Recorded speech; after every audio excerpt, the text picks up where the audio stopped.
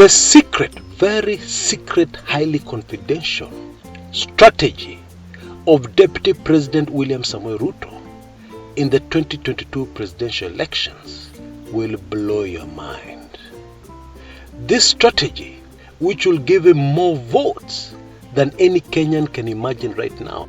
Any Kenyan who understands Kenyan politics.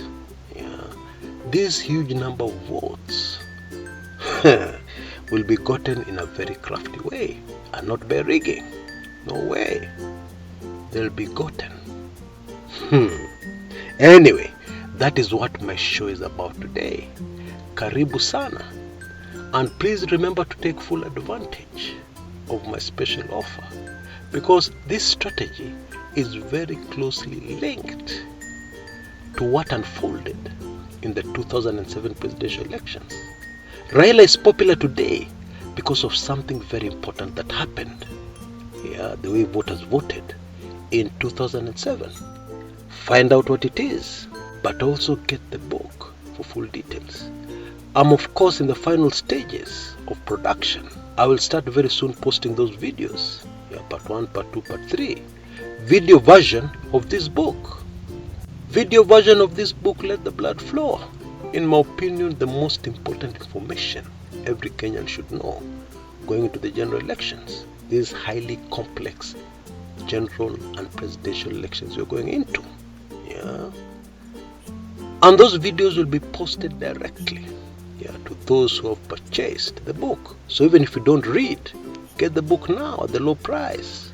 And then wait very shortly for the videos to start flowing in at a rapid rate, so that you totally understand the mind-blowing information from 2007 that is going to be used, because many people don't have this information. But the one engineering this strategy for 2022 has the information, because he was bang in the middle of those elections. Karibu sana to my show. Enjoy.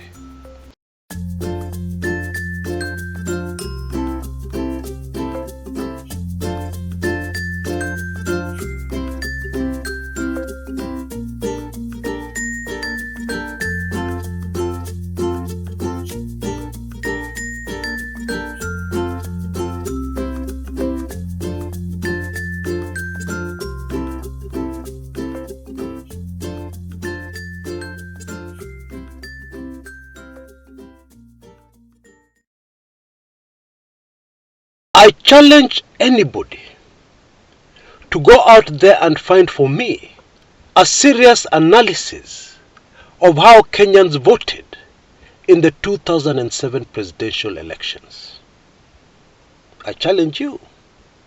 The truth is, no such analysis exists. And it's for a very simple reason. After those election results were announced, there was no time for political analysts to sit down and look at the elections and how people voted. Why? Because the country was burning. And even after the dust had settled, it was incitement to do any analysis of those elections. Kenyans wanted to put that dark chapter behind them as quickly as possible. Indeed, the bad taste left in the mouths of many Kenyans meant that even if you were brave enough to do such an analysis, hardly anybody had any appetite for it. People had lost their lives. Precious innocent children had lost their lives. And for what? So, it is precisely this information that some people are using to their favor in the upcoming 2022 presidential elections. Because this information is nowhere. And those who have inside information of exactly what happened and really how Kenyans voted were participants of those elections at a very high level. And of course, it's not their job for them to sit down and analyze it for Kenyans. It's not their job. And of course, we journalists are not asking the right questions. We have never asked these individuals what really happened. How did people vote? Let's put the clashes aside, as sad as they were. None of us has asked these politicians, tell us, how did the politics go in 2008? How precisely did Kenyans vote?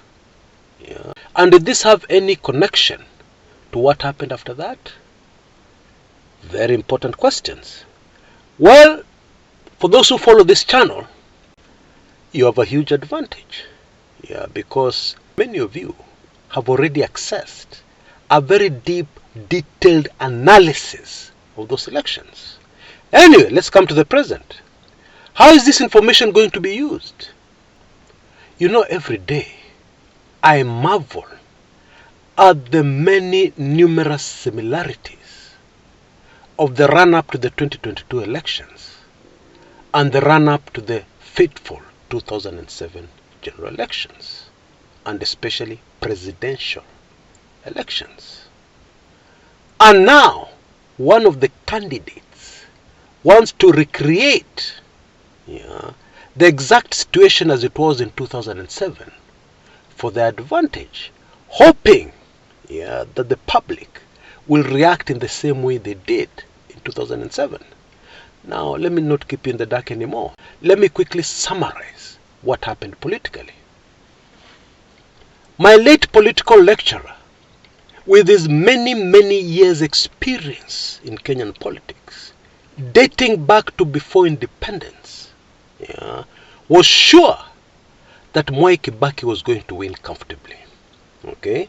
The reason being that the culture and thinking of Kenyans right across the country would not allow them to even think of electing Raila Amolo Odinga.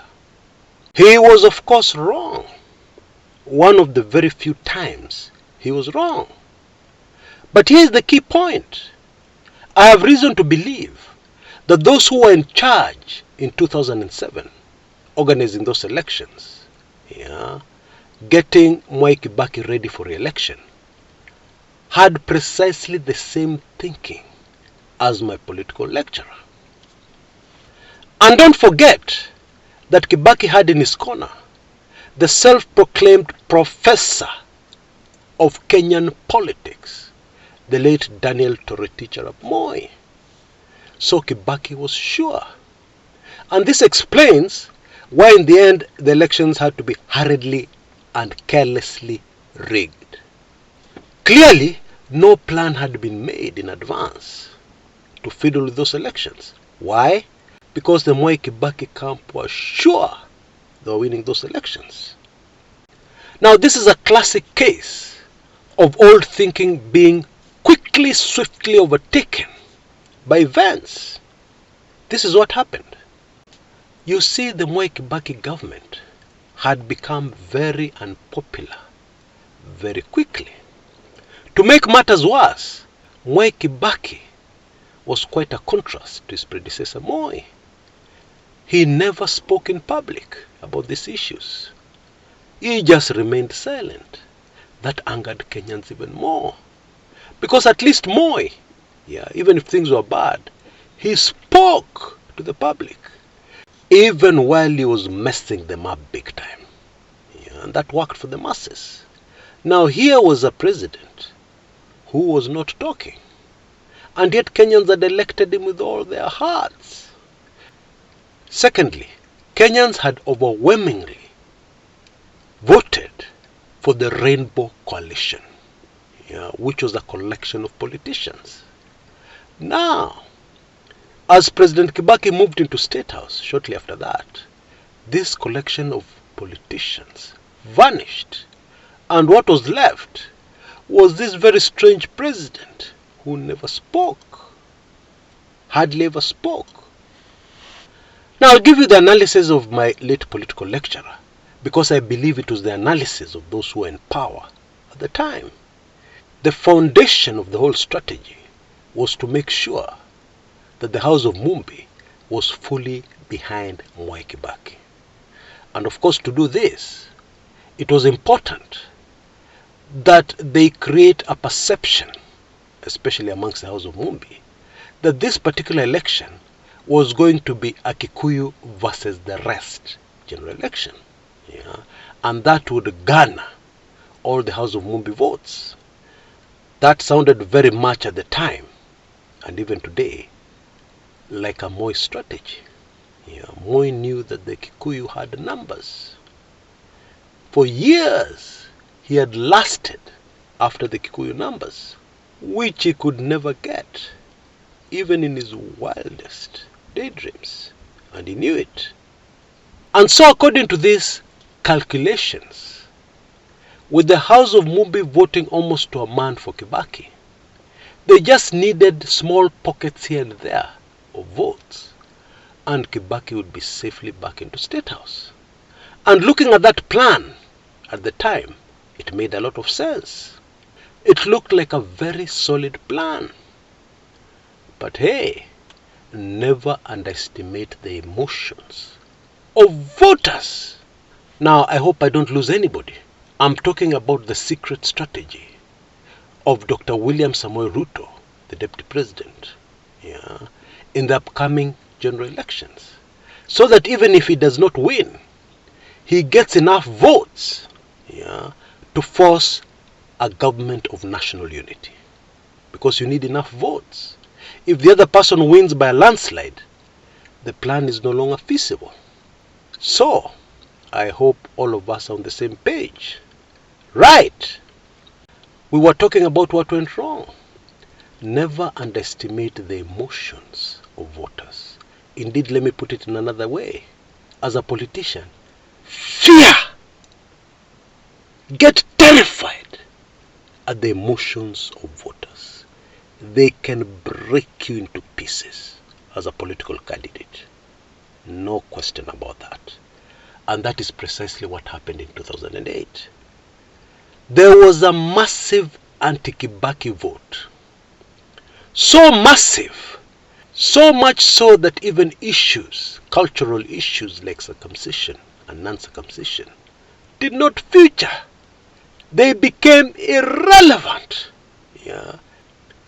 And this is the election which really made Raila Odinga, the Raila Odinga of today. The truth is, before 2008, Raila was popular. But after those elections, Raila Odinga became an institution, more than popular. Because what happened in those elections is that the protest vote of Kibaki landed where? On Raila Odinga. And so anybody who interpreted the situation interpreted it as the popularity of Raila Odinga, rather than the protest votes against Kibaki, whom Kenyans had grown to hate with all their hearts. So people did not vote for Raila. They voted against Mwai Kibaki. And how do you vote against Mwai Kibaki? You vote for that person Mwai Kibaki hates. That person Mwai Kibaki does not want. And who is that person? Raila Odinga. And all this is normal human nature. Let me give you a very quick, simple example. You break a girl's heart. You tell her, me and you, we cannot work. And what does the girl do? This is very common. The girl goes to your enemy, the person you hate with all your heart, and she seduces him, and they start a relationship, and she makes sure that they frequent where she knows she will meet you. Perfect revenge. Now she doesn't even think of the consequences on her life. Because when you choose to get married to somebody, even if you end up divorcing, even if you divorce after a week, that is a decision that will impact your life forever. When you start dating somebody, even if it is for a short time, it is a decision that will impact your life forever. That is the reality. But this girl doesn't care. All she's focused on is revenge, a protest vote. I think we're very clear as to what I mean. Now fast forward to the present. If you carefully analyze and examine the campaigns of one Dr. William Samoei Ruto, this is precisely what he's trying to trigger. A protest vote against Uhuru Kenyatta and Azimio. Shortage of fuel, no money. Kenyans are suffering. Some Kenyans have lost everything because of the COVID manenos. Yeah. And so it is very easy to divert the anger of Kenyans towards the government and what some people call the government project. I'm sure you get my drift. Bottom line, the whole idea is to get as many Kenyans as possible not to vote for Ruto, but to cast a protest vote against the government and Azimio.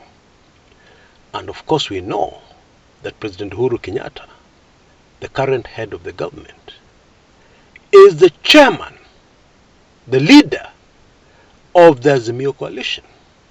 And we know that the presidential candidate is Raila Odinga, who has been in an arrangement, a handshake with Uhuru Kenyatta. And therefore many Kenyans believe that we have been ruled for the last 4.5 years or so by Raila and Uhuru. And so fuel shortage, lack of money, collapsed businesses, it is all the fault of Raila and Uhuru. That's the idea. Uhuru and Raila were the ones involved in the dam projects where billions were embezzled. Kimorarer and Aror dams were a project of Uhuru and Raila. That's what they want Kenyans to believe. The grand corruption in government, since 2013, although we know that Ruto was given finance to handle, but Kenyans don't know that. And so the conclusion will be all our troubles. In fact, it's even Uhuru and Raila who brought COVID-19, which wreaked havoc. And therefore those individuals have to be punished. So you go to the polling booth, red eyes, ready to cast your protest vote. And you put it in the ballot box with a sira minky. Folks, you can never run away from human nature if you're in politics. Never ever. And so this is a very sly, crafty strategy that Ruto is using. If you go back, just do your own research. Analyze step by step everything the DP Ruto camp is doing. You will realize it fits in like a glove or a missing piece in a jigsaw puzzle. It all makes perfect sense.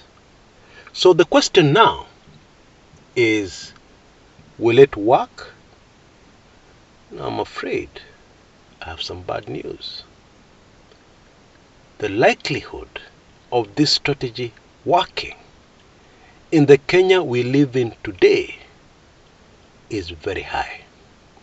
Remember, the older Kenyans, who still have emotions but can think above the emotions, are not enough. Those are not enough votes to win a presidential election. A candidate must also get a huge chunk of votes from the majority, younger Kenyans. Many of them who have no idea what happened in 2007. Many of them who have no idea what the true character of a man called William Samoei Ruto is. And they're not interested in finding out. They think it is not relevant. They think it will not hurt them. They think it will not touch them. And you can't change their minds. Because there's an old proverb that says, ask the young. They know everything. Utawaambia nini? What can you tell them? And so it should be quite clear that the strategy now for Azimio, if they intend to win these elections, is to focus very sharply on one thing and one thing alone. stopping at all costs, controlling at all costs, managing at all costs a protest vote, a possible protest vote from Kenyans. Because protest votes have won many elections for many people all over the world.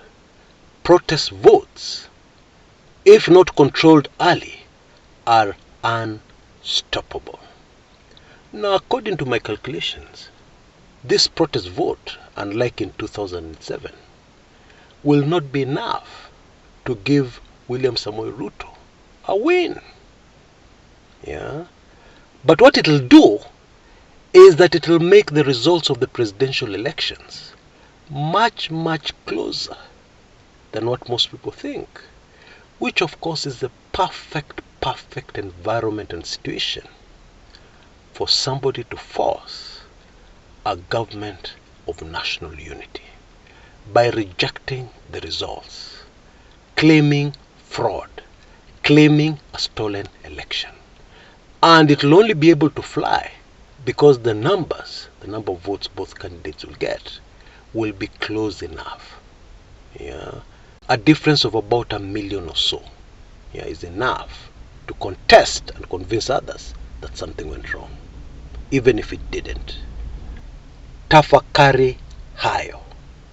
Please remember to share this video widely, and please also take full advantage, if you've not already, of my offer on Let the Blood Flow, which includes this analysis that I've just shared in greater detail with evidence, giving you the names of the players, the real names, yeah, etc., etc.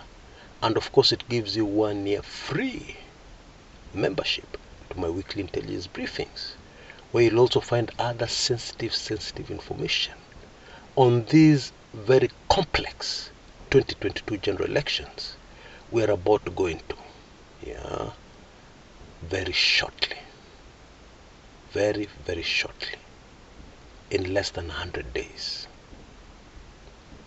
And it is not a matter of giving the devil ideas, as some of you have said. It is a matter of the reality that is already unfolding with very clear signs on the ground. Until next time, this is Chris Kumekucha.